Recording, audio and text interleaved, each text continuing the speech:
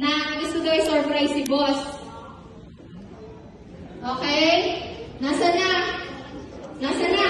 Korea, ano din to? Galing sa Korea din. Kararating-rating lang. Ay, ngayon lang. Mga 5 seconds ago. Okay? Ang Hyundai ng Pilipinas. Palakpakan po natin! Asa na? Asa na? Asa na si Hyundai? Ayan!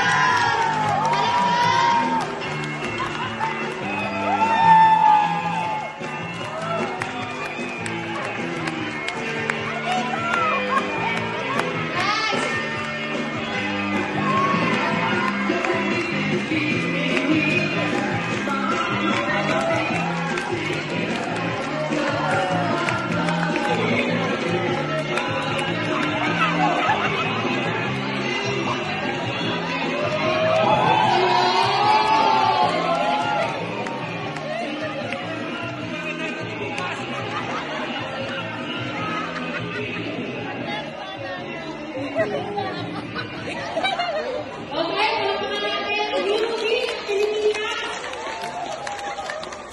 Oo, dalawa ko na yung salamin.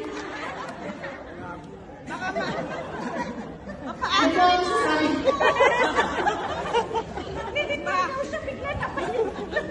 Ano po, kaya tingnan natin kung ano, makakarinig ako ngayon ng salitang Korea, ha? Ano pong masasabi nyo? Ewan ko lang nakakaintindi ng Tagalog. Ano pong masasabi niyo sa ating birthday celebrant? Thank you, Philippines. Thank you for inviting me. I just arrived from Korea. I'm going to take Emily to South Korea. We will live there happily ever after.